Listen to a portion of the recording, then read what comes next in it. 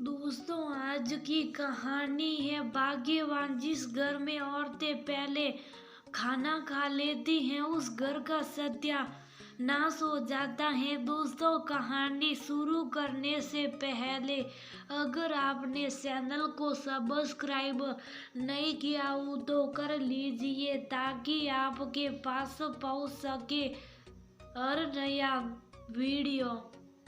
Mummy जी 10 बजने को आए हैं, आप नाश्ता क्यों नहीं कर रही हैं? वक्त पर नाश्ता नहीं करेगी तो फिर तबीयत बिगड़ जाएगी। आप तो जानती हैं कि राजी पति यहाँ रहते हैं नहीं है, फिर बंटी की तबीयत भी ठीक नहीं रहती। ऐसे में अगर आप लोग भी बीमार पड़ गए तो मेरी परेशानी और बढ़ जाएगी और किसी से तो नहीं पर आपसे तो इतनी उम्मीद कर ही सकती हूँ कि आप मेरी परेशानी को समझो। भारती अपनी सास नंदाजी से कहती है। नंदाजी बोली, बहू तुम्हारे ससुर जी अभी तक लौट कर नहीं आए हैं, कहकर गए थे पुराने मित्र से मिलकर आता हूँ। देखो न, बस चाय पीकर निकले हैं, वो आ जाए तब नाश्ता करती हूँ। अगर उनके आने से पहले मैं नाश्ता कर ली तो तुम तो जानती हो वह कुछ नहीं खाएंगे और किसी से कुछ कहेंगे नहीं, बस सारी नाराजगी मुझे पर निकालेंगे। भारती बोली, मम्मी जी आखिर ये सब कब तक चलेगा बताइए? आप नहीं खाती है तो मैं भी भूखी रह जाती हूँ, फिर मुझे गैस बनता है और सर दर्द होने लगता है। राजीव मुझ पर नाराज होते हैं कि समय पर तुम खाती नहीं हो, बीमार पड़ती हो और दवाई का खर्चा बढ़ाती हो। पापा जी का ये नया नहीं है, अगर आप शुरू से अपना ध्यान रखती तो वह आदत आज इतनी पुरानी नहीं होती। नंदाजी की आंखों में आंसू आ गए। वह बोली, बहू हर औरत का दर्द मिलता जुलता ही है, बस चेहरे और रिश्ते का नाम बदल जाता है। वह तो अच्छा हुआ मेरा बेटा बाहर रहता था जो अपने पिता के कुछ लक्षणों से अनभिज्ञ रहा। तुम्हारे ससुर जी कम से कम बेटे बहू के कारण कुछ तो लिहाज करते हैं, वरना अगर मैं उनके बिना चाय पी लूं तो उसमें भी उनकी इज्जत घट जाती है। भारती सोची में अपना दर्द सास को सुनाई तो उनकी आंखों में आंसू आ गए। वह बोली, मम्मी जी आखिर पापा जी की ऐसी सोच क्यों है? नंदाजी बोली, बच्चे आखिर वही सीखते हैं जो अपने माता पिता को देखते हैं। मेरे सास ससुर भी ऐसे ही थे। ससुर जी अगर बोल कर नहीं गए हैं और खुदा न खास्ता वो दिन भर नहीं आए तो मेरी सास दिन भर भूखी रहती थी। अपने ही घर में कैदियों की तरह समय काटते देखता है। उन्हें ईश्वर का आभार प्रकट करती हूँ कि मेरे बेटे में ये गुण नहीं आया, वो औरत की इज्जत करता है। भारती सोची कि क्या बोलूं जब वह खुद इस उम्र में इतनी दुखी रहती हैं। जब भी अपनी दास्तां उन्हें सुनाती हूँ वो रो पड़ती हैं। ये सब सोचते हुए भारती चाय बनाई और खुद भी पी और जबरदस्ती नंदाजी को भी पिलाई। जैसे ही भारती चाय की ट्रे ले जा रही थी तभी उधर से गजेंद्र बाबू ससुर बाहर से लौट कर आई। भारती ने जड़ से अपना दुपट्टा सर को रखा। गजेंद्र बाबू की नजर चाय के कप पर पड़ी। वह बोले, बहू राजीव जग गया क्या? भारती अपनी नजरें नीची करके बोली, हाँ पापा जी, वो तो बैडमिंटन खेलने के लिए गए हैं। गजेंद्र बाबू, अच्छा, तो कोई मेहमान आया था जिसके लिए चाय बनाई थी? भारती बोली, नहीं पापा जी, ये चाय तो हमने भी है। गजेंद्र बाबू नंदाजी की तरफ देखे और बोले, नए जमाने में अगर डलना था तो पुराने जमाने में जन्म क्यों ली और चाय ही क्यों? खाना पीना भी तुम खा लिया करो, मैं रहूं या ना रहूं तुम्हें क्या फर्क पड़ता है? इतना कहते हुए वह कमरे में चले गए। भारती आश्चर्य से अपने ससुर को देखती रही। नंदाजी भयन से भरा हुआ चेहरा लेकर उनके पीछे पीछे गई।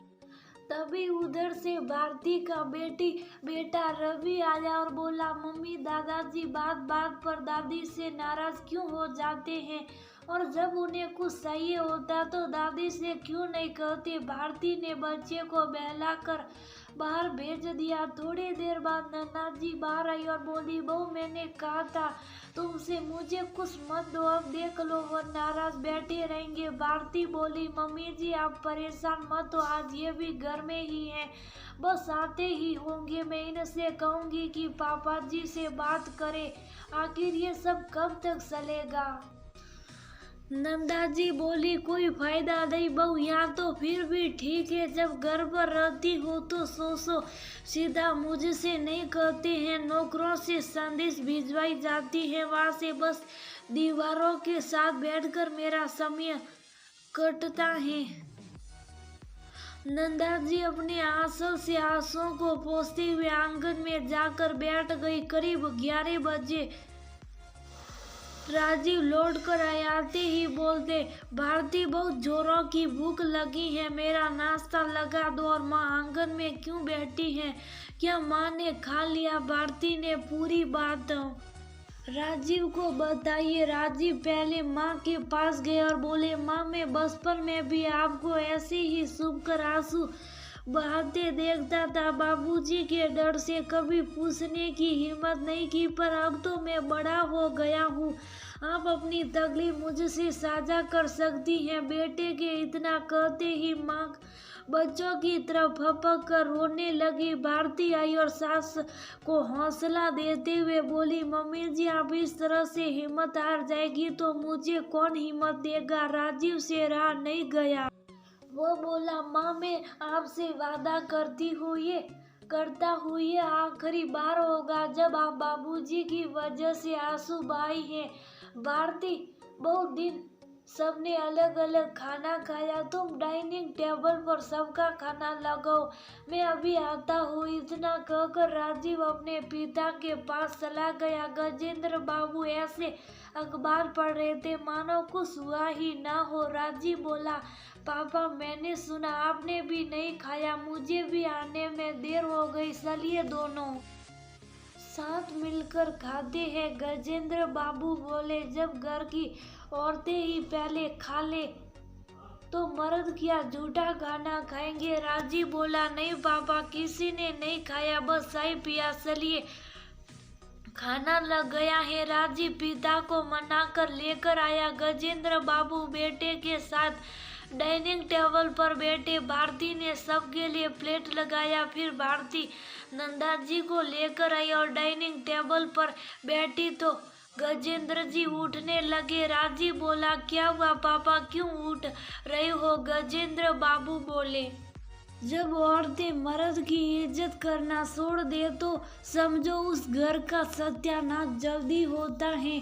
भारती बोली, पापा जी माफी चाहूंगी, पर औरत बनाकर खिलाए तो मर्दों की इज्जत नहीं करती, साथ में बैठकर अगर खा ले तो मर्दों की इज्जत घट जाती है। पापा जी ये कैसी पुरानी मानसिकता है, आप ये सोचिए, अगर घर के औरतें सदस्य ना रहे तो पूरे घर और मर्दों की जिम्मेदारी कैसे उठाएगी। आप बिना बोले घर से बाहर चले जाते हैं।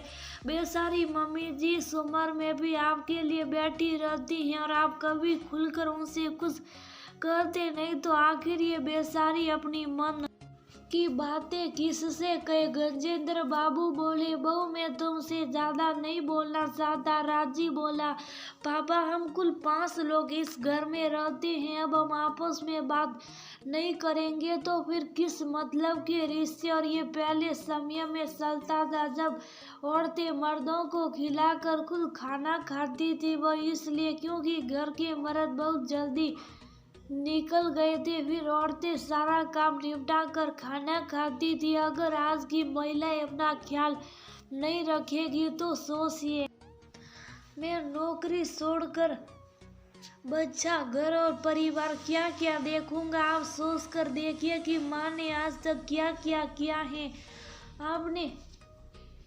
आप अपने आप समझ जाएंगे कि औरतों का काम इतना आसान नहीं है। बेटे के कहने पर गजेंद्र बाबू ने खाना खाया, शुभ साफ अपने कमरे में चले गए। बाद में जब नंदाजी आई तो शुभ साफ अपनी जगह पर लेट गई। गजेंद्र बाबू उठकर बैठे तो वह भी उठकर बैठ गई।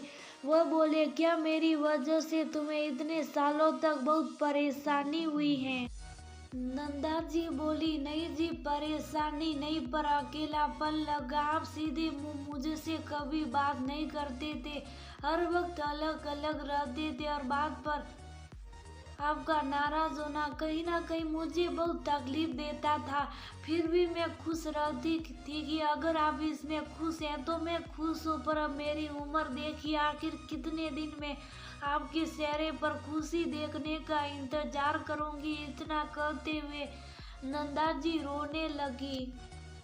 उस रोज गजेंद्र बाबू को एहसास हुआ कि सच में जीवन के कितने साल उन्होंने अपने एम की वजह से अकेले गुजार दिया। गजेंद्र बाबू बोले, वह तो अच्छा हुआ कि बहू ने ये बात उठाई, तब तुम्हारे मन की बात खुलकर सामने आई, वरना तो मैं जीवन भर तुम्हारा दोषी ही बनकर रह जाता।